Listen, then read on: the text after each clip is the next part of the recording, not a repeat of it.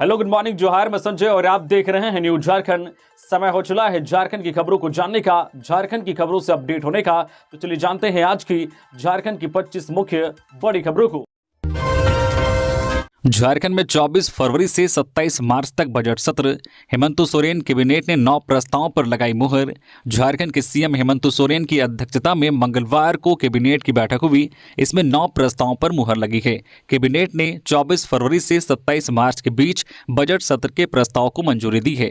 Project भवन में आयोजित मंत्री परिषद की बैठक में मंत्री दीपक बिरुवा और दीपिका पांडे समेत अन्य मंत्री मौजूद थे। नए साल में हेमंत सोरेन कैबिनेट की ये पहली बैठक थी। इसमें बजट सत्र समेत अन्य कई महत्वपूर्ण प्रस्तावों को हरी झंडी मिली है। कैबिनेट ने झारखंड अवर शिक्षा सेवा के पूर्व में सृजित पदों के आलोक में वर्तमान आवश्यकता अनुसार पदों के चिन्हितीकरण की स्वीकृति दी है।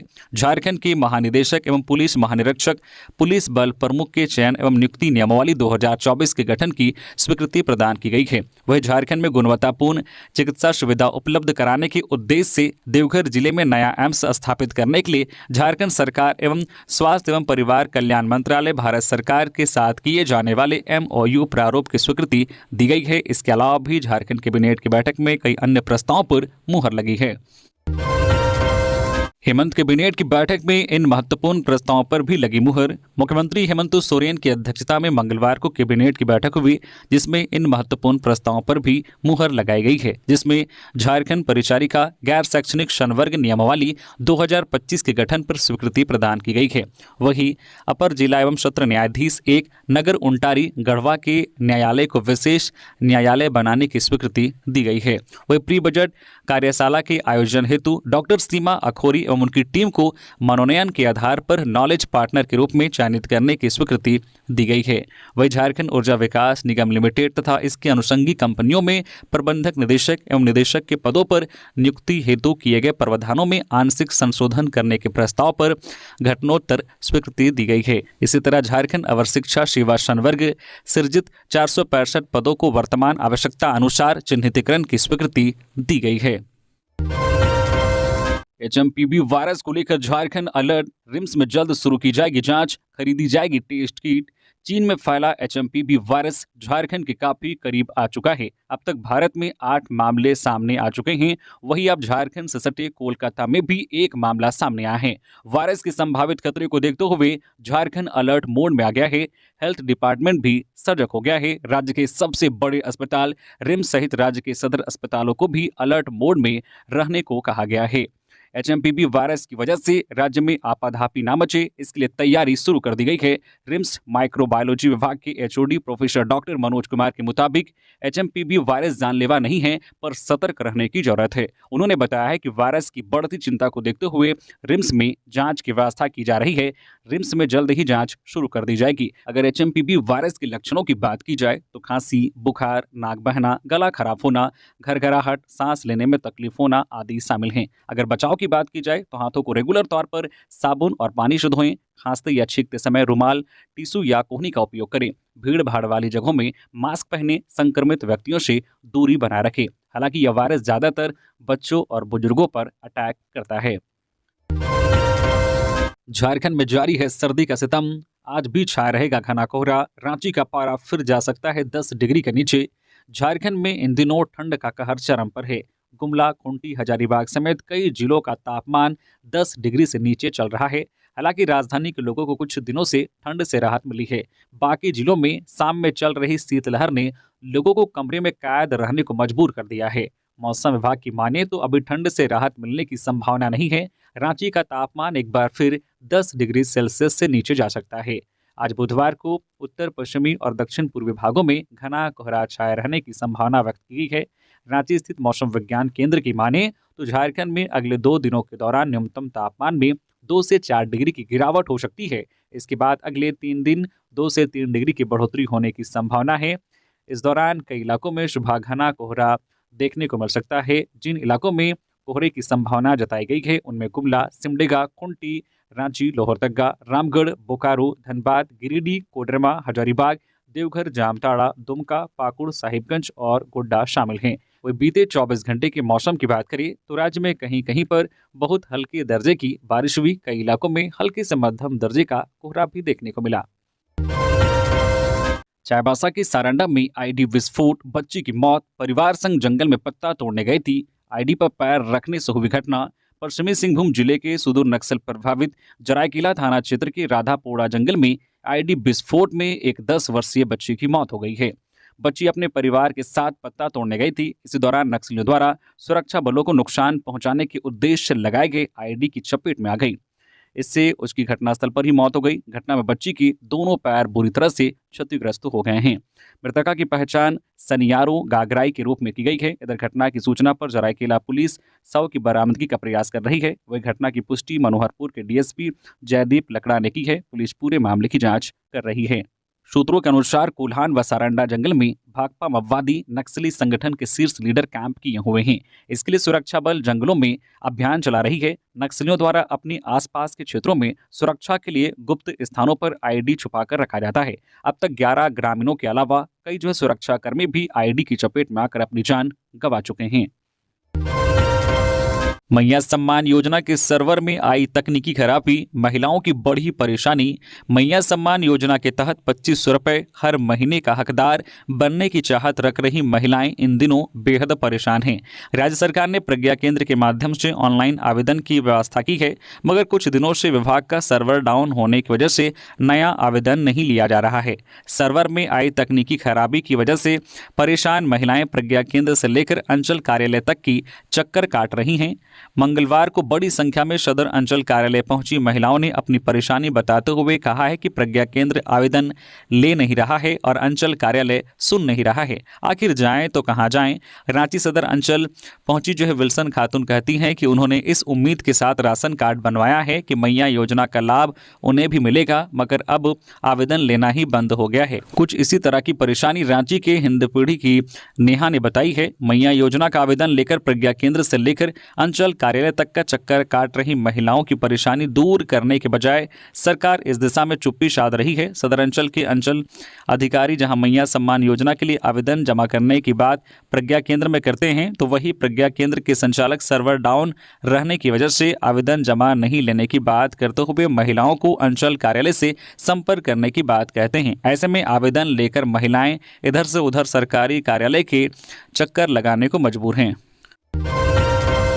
धनबाद में आंदोलन पर उतरे एनएचएआई के कर्मी, 6 माह से नहीं मिला है वेतन, अनिश्चितकालीन हड़ताल की चेतावनी।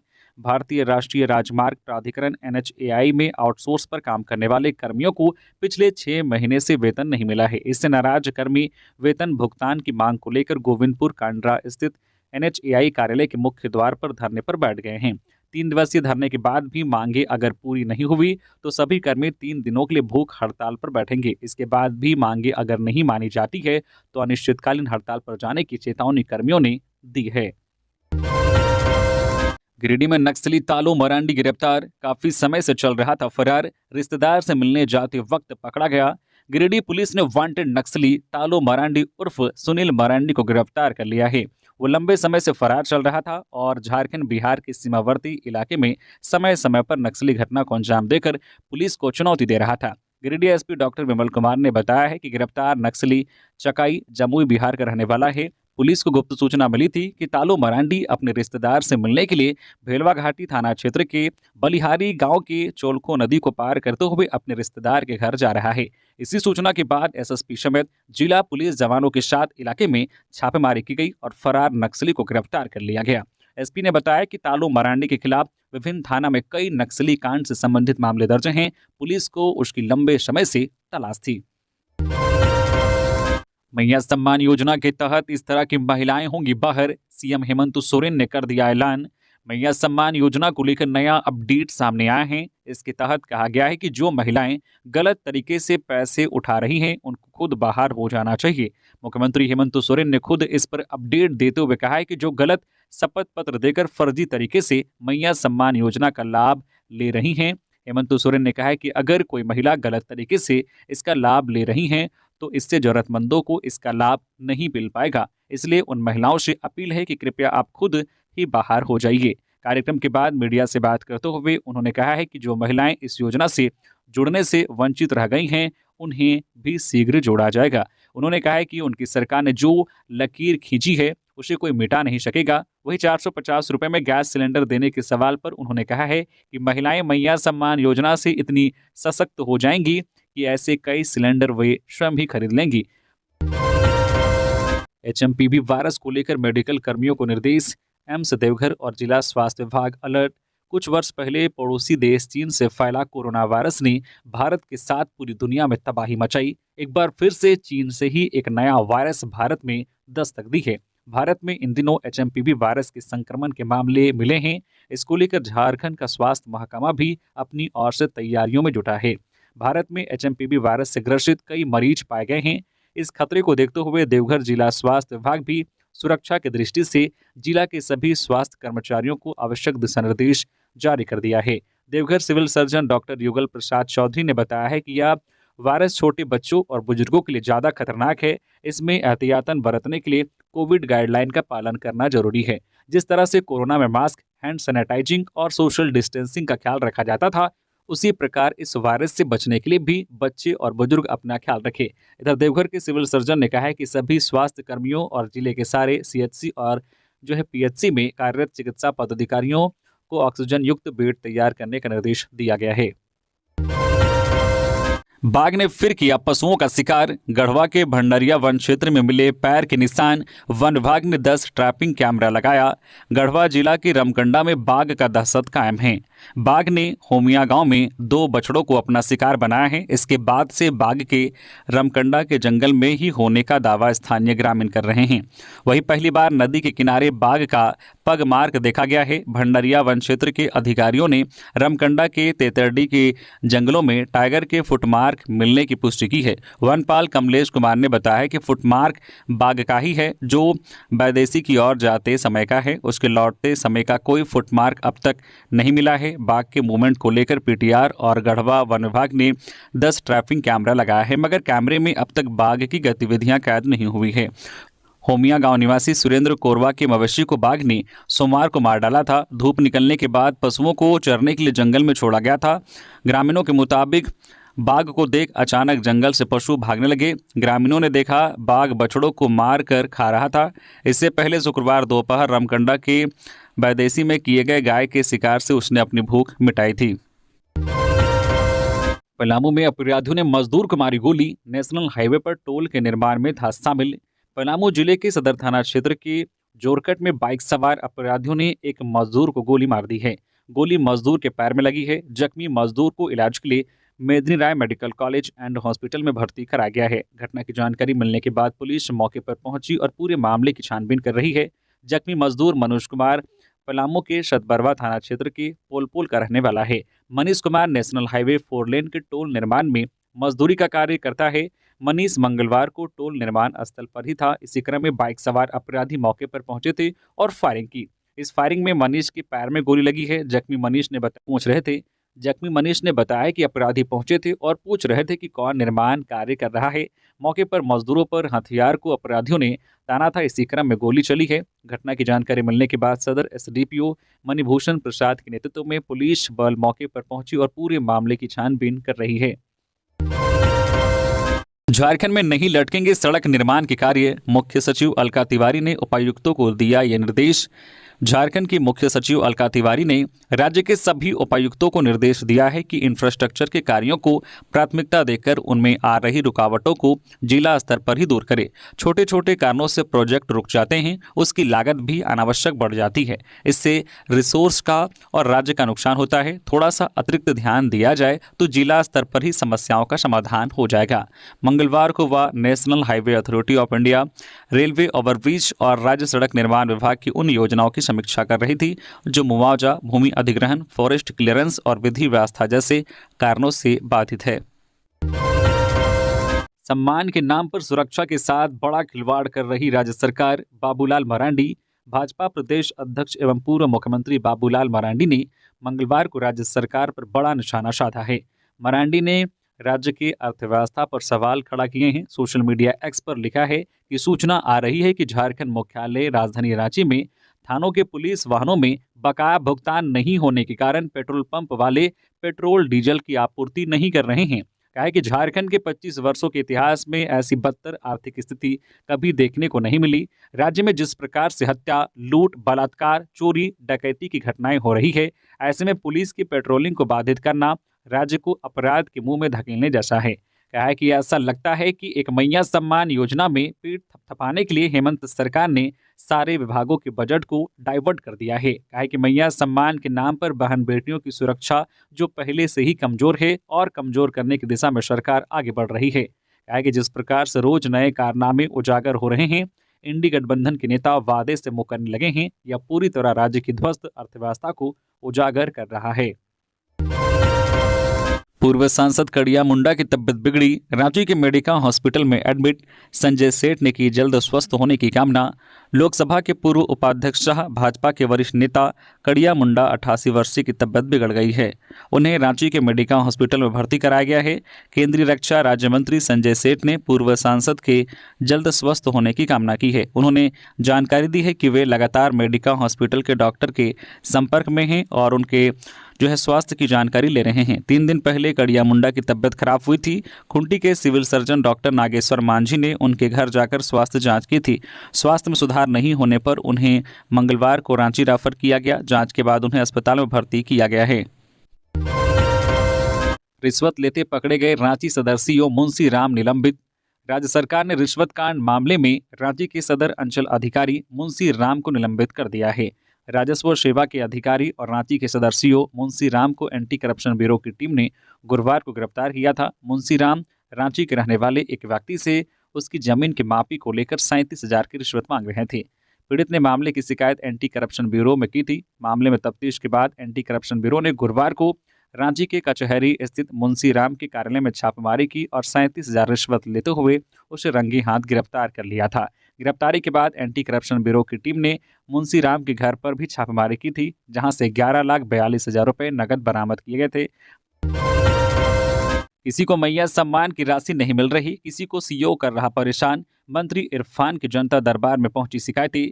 नई सरकार गठन के बाद से सीएम हेमंत सोरेन के साथ सभी मंत्री एक्शन मोड में दिखाई दे रहे हैं। सभी मंत्री जनता दरबार लगाकर लोगों की समस्याएं सुनने के साथ पदाधिकारी को आवश्यक दिशा निर्देश भी दे रहे हैं। झारखंड कांग्रेस मुख्यालय में मंगलवार को स्वास्थ्य मंत्री इरफान अंसारी ने जनता की समस्या सुनी। इस दौरान कुल 40 शिकायतें मंत्री के पास पहुंची, जिसमें सबसे अधिक स्वास्थ्य से जुड़ी 8 शिकायतों के साथ नौकरी से संबंधित 7, जमीन विवाद और ऑफिस के 3 और थाना से संबंधित 2 आवेदन के साथ मैया सम्मान और अबुआ आवास से संबंधित शिकायतों को मंत्री ने सुना। साथ ही आवश्यक कार्रवाई के निर्देश अधिकारियों को दिए गए।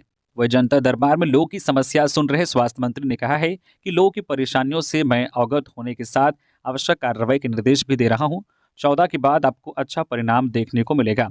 साथ ही जनता दरबार में मौजूद प्रदेश अध्यक्ष केशव महतो कमलेश ने कहा है कि कांग्रेस मुख्यालय में लगातार जनता दरबार लगाकर जनता की समस्या सुनी जा रही है। आवेदन से संबंधित अधिकारियों को निर्देश भी दिए जा रहे हैं। जनता दरबार के माध्यम से कांग्रेस लोगों की समस्याओं को हल करने की कोशिश में जुटी हुई है।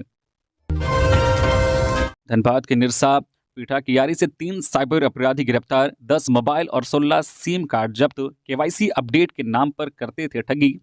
निरसा थाना प्रभारी मंजीत सिंह ने अपने दल बल के साथ 3 साइबर अपराधियों को सिम व मोबाइल के साथ गिरफ्तार किया है।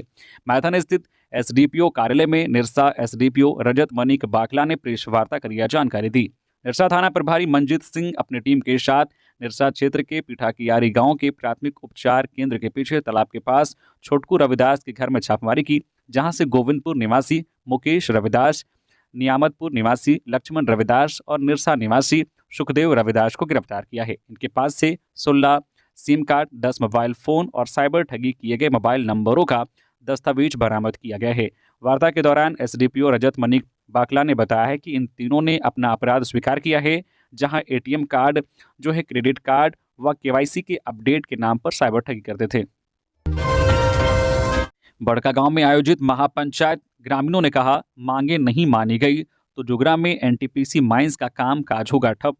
बड़का गांव के चिपाकला पंचायत के ग्राम जुगरा में शिव मंदिर प्रांगण में एक महापंचायत आयोजित की गई। इसमें ग्रामीणों ने निर्णय लिया है कि वे सभी अपने बच्चे के भविष्य के साथ कोई अन्याय नहीं होने देंगे। एक साथ सभी ग्रामीणों ने निर्णय लिया है कि पूरे गुजरा गांव को एक साथ एक जगह उठाकर शहर के नज़दीक कहीं बसाया जाए। सभी नौजवानों को जिनकी उम्र अभी 18 साल हुई है उन्हें भी एकल परिवार मानकर विस्थापन की सुविधाएं दी जाए।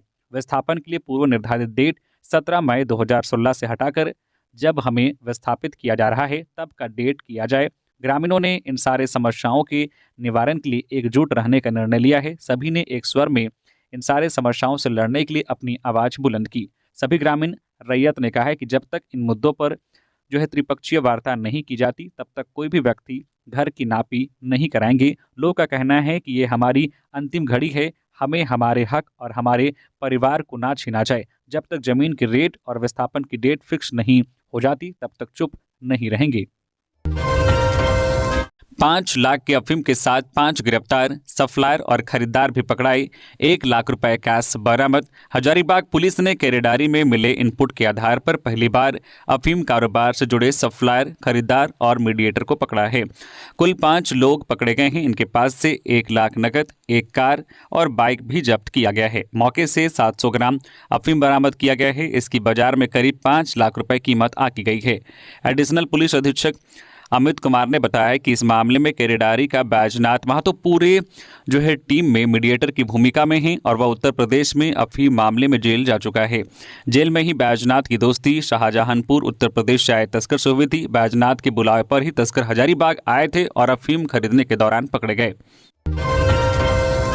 धनबाद के जाने माने यूट्यूबर मनोज देव को बाबा रामदेव ने किया सम्मानित। कहा, झारखंड का तेजस्वी युवा है मनोज। धनबाद के जाने माने यूट्यूबर मनोज देव को योग गुरु बाबा रामदेव ने सम्मानित किया है। मनोज को उत्तराखंड के हरिद्वार में स्थित पतंजलि योग पीठ में बुलाकर बाबा रामदेव ने सम्मान दिया है। मनोज देव को उनके द्वारा किए जा रहे कार्य के लिए प्रोत्साहित किया गया है। दरअसल जिस तरीके से एक गरीब परिवार का बेटा आज देश दुनिया में सोशल मीडिया के जरिए नाम कमा रहा है, उसी को देखते हुए बाबा रामदेव ने उन्हें बुलाया था। इस दौरान बाबा रामदेव ने कहा भी था कि एक युवा है झारखंड से जो बहुत ही तेजस्वी है। सामान्य परिवार में जन्म लेकर शून्य से शिखर तक का सफर तय किया है। वह बहुत ही सहजता से रहता है। 1 करोड़ लोगों को सोशल मीडिया पर जोड़कर आज सेलिब्रिटी बना है। 16 से 24 साल के लोगों के लिए वह आज एक प्रेरणा है। वह लोगों से कहता है, हौसला रखो, एक दिन सब अच्छा होगा। गुमला में पीएलएफआई नक्सली संगठन के नाम पर मांगते थे लेवी, 2 आरोपी गिरफ्तार। गुमला जिले के डुमरी थाना क्षेत्र में पीएलएफआई के नाम पर लेवी वसूलने के मामले पर 2 आरोपियों को गुमला पुलिस ने गिरफ्तार किया है। गिरफ्तार आरोपियों में हेमंत गुप्ता और राम अवतार साहू शामिल हैं। इसकी पुष्टि चैनपुर एसडीपीओ ललित कुमार मीणा ने की है। एसडीपीओ ने प्रेस कॉन्फ्रेंस कर बताया कि गुमला जिला अंतर्गत पीएलएफआई नक्सली परमेश्वर गोप के नाम से लेवी मांगने और नहीं देने पर जान से मारने की धमकी देने का मामला प्रकाश में 2 जनवरी को आया था। मामले में गैस एजेंसी के संचालक राजेश कुमार केसरी ने थाने में लिखित शिकायत की थी। पुलिस ने आवेदन मिलने के बाद एफआईआर दर्ज की थी। एसडीपीओ ललित कुमार मीणा ने बताया कि शिकायत मिलने के बाद एक विशेष टीम का गठन कर अनुसंधान शुरू किया गया था। इस क्रम में शक के आधार पर डुमरी के हेमंत कुमार को पूछताछ के लिए थाना लाया गया। कड़ाई से पूछताछ करने पर उसने घटना में अपनी संलिप्तता स्वीकार कर ली। हेमंत गुप्ता ने बताया कि एक महिला की चोरी की फोन उसके हाथ लगी थी, जिसका सिम कार्ड उसके पास था। लेवी मांगने के लिए वह उसी नंबर का उपयोग करता था। इधर हेमंत गुप्ता की निशानदेही पर पुलिस ने उसके साथ ही राम अवतार साहू को भी गिरफ्तार कर लिया है। पुलिस ने आरोपियों के पास से एंड्रॉयड मोबाइल जब्त किया है। सुप्रीम कोर्ट ने कहा, विपक्ष 2 सप्ताह में तय करे नेता प्रतिपक्ष। सुप्रीम कोर्ट ने झारखंड की सबसे बड़ी विपक्षी पार्टी को 2 सप्ताह के भीतर नेता प्रतिपक्ष नियुक्त करने को कहा है। सुप्रीम कोर्ट ने झारखंड में मुख्य सूचना आयुक्त और सूचना आयुक्तों के रिक्त पदों पर नियुक्ति से संबंधित याचिका पर सुनवाई करते हुए महत्वपूर्ण निर्देश दिए हैं। कोर्ट को राज्य सरकार की ओर से बताया गया है कि झारखंड में नेता प्रतिपक्ष के पद पर कोई नियुक्ति न होने के कारण सूचना आयोग में नियुक्ति से जुड़ी सिलेक्शन कमेटी की बैठक नहीं हो पाई है। नेता प्रतिपक्ष इस कमेटी के सदस्य होते हैं, लेकिन फिलहाल झारखंड विधानसभा में यह पद रिक्त है। इस पर सुप्रीम कोर्ट ने आदेश दिया है कि झारखंड विधानसभा की सबसे बड़ी विपक्षी पार्टी अपने किसी निर्वाचित सदस्य को विपक्ष का नेता नॉमिनेट करे। झारखंड की कौशलेंद्र ने केबीसी में जीता 12,50,000 रुपए। सिलेक्शन का आया कॉल तो फ्रॉड समझ किया था इनकार। अमिताभ ने काला पत्थर फिल्म पर की बात। झारखंड के कौशलेंद्र प्रताप सिंह ने चर्चित टीवी शो कौन बनेगा करोड़पति में 12 सवालों के सही जवाब देकर 12,50,000 रुपए जीत लिए हैं। कौशलेंद्र धनबाद के जयप्रकाश नगर में रहते हैं। सोमवार को कौशलेंद्र मेगा स्टार अमिताभ बच्चन के सामने हॉट सीट पर बैठे नजर आए। इस दौरान अमिताभ बच्चन ने उनसे काला पत्थर फिल्म की शूटिंग की यादें साझा की। बताया कि झरिया की चासनाला कोलियरी में शूटिंग हुई थी। वही इधर Kaushalendra Singh middle class family से हैं। उन्होंने बताया कि केबीसी से जब पहली बार फोन आया और मेरे सिलेक्शन के बारे में बताया गया तो मुझे विश्वास नहीं हुआ। मुझे लगा साइबर फ्रॉड का मामला हो सकता है, पर जब दोबारा कॉल आया तो मैंने रिस्क लेते हुए पूछा, बताइए क्या करना है। इसके बाद वीडियो कॉल पर मेरा इंटरव्यू हुआ और मुझे मुंबई आने का न्योता मिला। तब मुझे यकीन हुआ कि मेरा सिलेक्शन केबीसी में हो गया है। पाकुड़ में महिला का मिला शव, नहीं हो सकी पहचान। 2 दिन पहले मौत की आशंका। पाकुड़ जिले के पाकुड़िया थाना क्षेत्र में मंगलवार को एक महिला का पुलिस ने शव बरामद किया है। शव चांदना गांव अंतर्गत महेशपुर सीमावर्ती इलाका हरिदासपुर के पास मैदान में पड़ा था। महिला की फिलहाल पहचान नहीं हो सकी है। दुर्गंध आने पर लोगों को शव पड़े होने की जानकारी हुई। इसके बाद लोगों ने इसकी सूचना पुलिस को दी। आशंका जताई जा रही है कि महिला की मौत 2 दिन पूर्व हुई होगी, जिस कारण शव से दुर्गंध भी आ रही है। पुलिस शव को कब्जे में लेकर मामले की छानबीन में जुट गई है। मंत्री शिल्पी नेहा ने ब्लॉक ऑफिस के जरिए विकास योजनाओं को बेहतर तरीके से लागू करने और चुनौतियों से निपटने पर की चर्चा। कृषि मंत्री शिल्पी नेहा त्रिकी ने मंगलवार को चान्हो प्रखंड मुख्यालय रांची में प्रखंड स्तरीय समीक्षा बैठक अधिकारियों संग की। बैठक में प्रखंड कार्यालय के स्तर से चलाए जा रहे विकास योजनाओं के बारे में विस्तृत चर्चा की। कृषि पशुपालन और सहकारिता विभाग, शिक्षा और स्वास्थ्य, आवास, मनरेगा और 15वां वित्त आयोग JSLPS, समाज कल्याण, महिला एवं बाल विकास, पेंशन योजनाएं, पेयजल और बिजली आपूर्ति, जमीन संबंधित मामले और थाना प्रशासन तथा वन विभाग से संबंधित मामले को भी इस दौरान लाया गया। शिल्पी के मुताबिक योजनाओं के बेहतर क्रियान्वयन और चुनौतियों से निपटने पर विस्तार से चर्चा की गई। बैठक का उद्देश्य प्रखंड की विकास योजनाओं को बेहतर तरीके से लागू करना, उनकी समस्याएं सुलझाना और लोगों के हितों के कामों को आगे बढ़ाना है। रामगढ़ में फायरिंग करने के आरोप में 4 पकड़े गए। लेबी के लिए होने वाली थी मीटिंग, पुलिस ने सादे लिबास में पहुंच किया गिरफ्तार। रामगढ़ पुलिस ने अमन श्रीवास्तव गिरोह के 4 सदस्यों को गिरफ्तार किया है। इनमें से एक नाबालिग है। इन पर पतरातू थाना क्षेत्र की MGPCL कंपनी द्वारा बनाए जा रहे रेलवे फ्लाईओवर ब्रिज पर फायरिंग करने का आरोप है। आरोपियों की गिरफ्तारी गुप्त सूचना पर की गई है। SP अजय कुमार ने बताया है कि गिरफ्तार आरोपियों में दीपक कुमार, शहादत अंसारी और एहसान अंसारी शामिल हैं। वहीं इनके साथ एक नाबालिग भी पकड़ा गया है। SP के अनुसार गुप्त सूचना मिली थी कि पतरातू थाना क्षेत्र अंतर्गत एलेक्सा रिसोर्ट तालाटान में कंपनी के प्रतिनिधि के साथ अमन श्रीवास्तव गिरोह के सदस्य की मीटिंग करने वाले हैं। इसके बाद एक टीम बनाकर पुलिसकर्मी सादे लिबास में मौके पर पहुंचे। यहाँ 2 लोगों के पास जाकर पूछताछ किया गया तो वे अपना नाम पता छुपाने लगे और भागने का प्रयास करने लगे। उन्हें पकड़ा गया और कड़ाई से पूछताछ की गई।